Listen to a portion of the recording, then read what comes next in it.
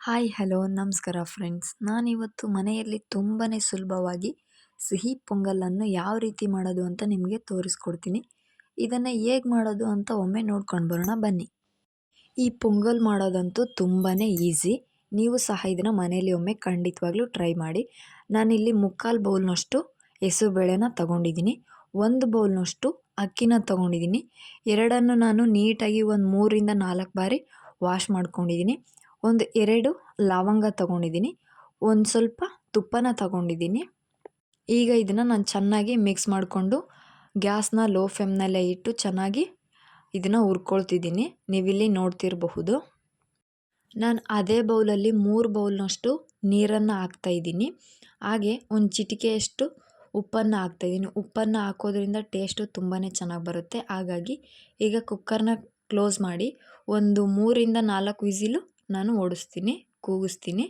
ನಂತರ ಇಲ್ಲಿ ಓಪನ್ ಮಾಡಿ ನಿಮಗೆ ತೋರಿಸ್ತಾ ಇದ್ದೀನಿ. ನೀವಿಲ್ಲಿ ನೋಡ್ತಿರಬಹುದು ಎಷ್ಟು ಚೆನ್ನಾಗಿ ಬೆಂದಿದೆ. ಹಾಗೆ ಇದನ್ನು ಒಂದು ಸ್ವಲ್ಪ ಚೆನ್ನಾಗಿ ಸ್ಮ್ಯಾಶ್ ಮಾಡ್ಕೋಬೇಕು. ನನಗೆ ಇದು ಯಾಕೋ ಇನ್ನೂ ಸ್ವಲ್ಪ ಗಟ್ಟಿ ಅನ್ನಿಸ್ತಾ ಇತ್ತು. ಹಾಗಾಗಿ ನಾನು ಒಂದು ಅರ್ಧ ಬೌಲ್ನಷ್ಟು ನೀರನ್ನು ಬಿಸಿಗೆ ಅಂತ ಇಟ್ಟಿದ್ದೆ. ಈಗ ನೀರು ಬಿಸಿಯಾಗಿತ್ತು. ಆ ನೀರನ್ನು ಹಾಕಿ ನಾನು ಚೆನ್ನಾಗಿ ಸ್ಮ್ಯಾಶ್ ಮಾಡ್ತಾಯಿದ್ದೀನಿ. ನಾನು ತಗೊಂಡಿದ್ದು ಮಾಮೂಲು ನಾವು ಊಟ ಮಾಡೋ ಬುಲೆಟ್ ರೈಸು. ಆದರೆ ನೀವು ತಗೊಳ್ಳುವಾಗ ರೇಷನ್ ಅಕ್ಕಿ ತಗೊಳ್ರಿ, ಬೇಗನೆ ಬೇಯುತ್ತೆ. ಒಂದು ಕಡಾಯಲ್ಲಿ ಒಂದು 3ರಿಂದ 4 ಸ್ಪೂನ್ ತುಪ್ಪನ ಹಾಕಿ ಒಂದು ಸ್ವಲ್ಪ ಗೋಡಂಬಿ ಹಾಗೆ ಸ್ವಲ್ಪ ದ್ರಾಕ್ಷಿನ ಹಾಕಿ ನಾನು ತುಪ್ಪದಲ್ಲಿ ಚೆನ್ನಾಗಿ ಹುರ್ಕೊಳ್ತಾ ಇದ್ದೀನಿ. ನೀವು ತುಪ್ಪ ಇಲ್ಲ ಅಂದರೆ ಪರವಾಗಿಲ್ಲ, ಎಣ್ಣೆಯಲ್ಲೂ ಸಹ ನೀವು ಹುರ್ಕೋಬಹುದು. ಆದರೆ ತುಪ್ಪ ಹಾಕೋದ್ರಿಂದ ಟೇಸ್ಟು ಚೆನ್ನಾಗಿ ಬರುತ್ತೆ. ಹಾಗಾಗಿ ಇದು ಕಲರ್ ಎಲ್ಲ ಚೇಂಜ್ ಆಗಬೇಕು, ಅಲ್ಲಿವರೆಗೂ ನೀವು ಚೆನ್ನಾಗಿ ತುಪ್ಪದಲ್ಲಿ ಹುರ್ಕೊಳ್ತಾ ಇರಿ. ನೀವಿಲ್ಲಿ ನೋಡ್ತಿರಬಹುದು ದ್ರಾಕ್ಷಿ ಆಲ್ಮೋಸ್ಟ್ ಬಂದಿದೆ. ನಾನೀಗ ದ್ರಾಕ್ಷಿನೆಲ್ಲ ತಕ್ಕೊಂಡು ಬರೀ ಗೋಡಂಬಿ ಮಾತ್ರ ಬಿಡ್ತೀನಿ. ಅದನ್ನು ಸ್ವಲ್ಪ ಕಲರ್ ಚೇಂಜ್ ಆಗೋವರೆಗೂ ನಾನು ತುಪ್ಪದಲ್ಲೇ ಚೆನ್ನಾಗಿ ಫ್ರೈ ಮಾಡ್ಕೋತೀನಿ. ಈಗ ಇವು 2 ಸಹ ಚೆನ್ನಾಗಿ ಬೆಂದಿದೆ. ಅದೇ ಕಡಾಯಿಗೆ 1 ಬೌಲಲ್ಲಿ ಪೂರ್ತಿ ನಾನು ಬೆಲ್ಲ ಹಾಕಿದ್ದೀನಿ. ಇನ್ನೂ ಒಂದು 2ರಿಂದ 3 ಸ್ಪೂನು ಬೆಲ್ಲ ಹಾಕ್ತಿತ್ತು. ಅದನ್ನು ಸಹ ಹಾಕಿ ನಾನು ಚೆನ್ನಾಗಿ ಒಂದು ಸ್ವಲ್ಪ ನೀರನ್ನು ಹಾಕಿ ಅದು ಕುದಿ ಬರಬೇಕು, ಅಲ್ಲಿವರೆಗೂ ನಾನು ಚೆನ್ನಾಗಿ ಇದನ್ನು ಕುದಿಸ್ತೀನಿ. ನೀವಿಲ್ಲಿ ನೋಡ್ತಿರಬಹುದು ಅದರಲ್ಲಿ ತುಪ್ಪ ಇತ್ತು, ನಾನು ತುಪ್ಪನ ಎತ್ಕೊಂಡಿಲ್ಲ, ಹಾಗೆ ಬೆಲ್ಲ ಹಾಕಿದ್ದೀನಿ. ಟೇಸ್ಟು ಚೆನ್ನಾಗಿ ಬರುತ್ತೆ, ತಿನ್ನುವಾಗ ತುಪ್ಪದ ಸ್ಮೆಲ್ ಬಂದಾಗೆ ತುಂಬಾ ಚೆನ್ನಾಗಿ ಬರುತ್ತೆ. ಹಾಗಾಗಿ ನಾನು ಹಾಗೆ ಬೆಲ್ಲನ ಹಾಕಿದ್ದೀನಿ. ನೀವು ಬೇಡ ಅನ್ನೋರು ಬೇರೆ ಕಡಾಯಿಯಲ್ಲಿ ಪಾಕನ ಕಾಯಿಸ್ಕೋಬಹುದು. ನಾನಿಲ್ಲಿ ಈಗ ಇದು ಒಂದೆಳೆ ಪಾಕ ಬರಬೇಕು, ಅಲ್ಲಿವರೆಗೂ ನಾನು ಚೆನ್ನಾಗಿ ಇದನ್ನು ಕಾಯಿಸ್ಕೋತೀನಿ. ಇಲ್ಲಿ ನಾನು ನೋಡ್ತಾ ಇದ್ದೀನಿ ಇದು ಇನ್ನೂ ಬಂದಿಲ್ಲ. ಹಾಗಾಗಿ ಇದು ಇನ್ನೊಂದು 2ರಿಂದ 3 ನಿಮಿಷ ಚೆನ್ನಾಗಿ ಹಾಗೆ ಕಾಯಿಸ್ಕೊತೀನಿ. ಇದೀಗ ಆಲ್ಮೋಸ್ಟ್ ಬಂದಿದೆ.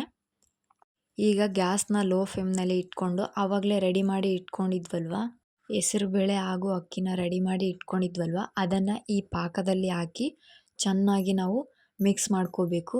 ನೀವಿಲ್ಲಿ ನೋಡ್ತಿರಬಹುದು ಇದು ತುಂಬಾ ಟೇಸ್ಟಿಯಾಗಿ ಬರುತ್ತೆ. ನೀವಂತೂ ಇದನ್ನು ಮನೆಯಲ್ಲಿ ಒಮ್ಮೆ ಖಂಡಿತವಾಗ್ಲೂ ಟ್ರೈ ಮಾಡಲೇಬೇಕು.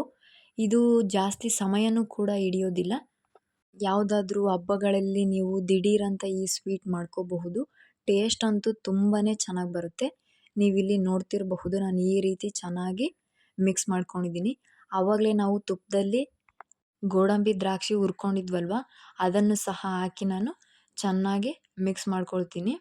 ನೀವಂತೂ ಇದನ್ನು ಮನೆಯಲ್ಲಿ ಒಮ್ಮೆ ಖಂಡಿತವಾಗ್ಲೂ ಟ್ರೈ ಮಾಡಿ. ಟೇಸ್ಟ್ ಹೇಗೆ ಬಂದಿದೆ ಅಂತ ಕಮೆಂಟ್ ಮೂಲಕ ತಿಳಿಸಿ. ಗ್ಯಾಸ್ನ ಲೋ ಫ್ಲೇಮ್ನಲ್ಲಿ ಇಟ್ಕೊಂಡು ಇದು ಒಂದು ಕುದಿ ಬರಬೇಕು, ಅಲ್ಲಿವರೆಗೂ ಚೆನ್ನಾಗಿ ಕುದಿಸ್ಕೋಬೇಕು. ನೋಡಿ, ನಾನು ನಿಮಗೆಲ್ರಿಗೂ ತುಂಬಾ ಈಸಿಯಾಗಿ ಮಾಡಿ ತೋರಿಸಿದ್ದೀನಿ. ಇದಕ್ಕೆ ನಾನು ಯಾವುದೇ ತರಹದ ಕಲರ್ಸ್ ಹಾಕಿಲ್ಲ, ಹಾಗೆ ಟೇಸ್ಟಿ ಪೌಡ್ರ್ ಕೂಡ ಹಾಕಿಲ್ಲ. ನೀವು ಸಹ ಇದನ್ನು ಮನೆಯಲ್ಲಿ ಒಮ್ಮೆ ಟ್ರೈ ಮಾಡಿ ನೋಡಿ, ಹೇಗೆ ಬಂದಿದೆ ಅಂತ ತಿಳಿಸಿ. ನಾನು ಮಾಡಿರೋಂತಹ ಈ ಪೊಂಗಲ್ ನಿಮಗೇನಾದರೂ ಇಷ್ಟ ಆದರೆ ಲೈಕ್ ಮಾಡಿ, ಶೇರ್ ಮಾಡಿ, ಕಮೆಂಟ್ ಮಾಡಿ. ಹಾಗೆ ನನ್ನ ಚಾನಲನ್ನು ಸಬ್ಸ್ಕ್ರೈಬ್ ಮಾಡ್ಕೊಳ್ಳೋದಂತೂ ಮರಿಬೇಡಿ.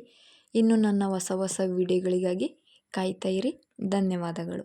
ಕೊನೆಯದಾಗಿ ನಾನು ಸ್ವಲ್ಪ ಮೇಲೆ ಕೊಬ್ಬರಿಯನ್ನು ಹಾಕಿದ್ದೆ, ಅದು ವಿಡಿಯೋ ಮಾಡೋಕ್ಕಾಗಿಲ್ಲ. ನೀವು ಸಹ ಕೊನೆಯದಾಗಿ ಸ್ವಲ್ಪ ಕೊಬ್ಬರಿಯನ್ನು ಆ್ಯಡ್ ಮಾಡ್ಕೊಳ್ಳಿ.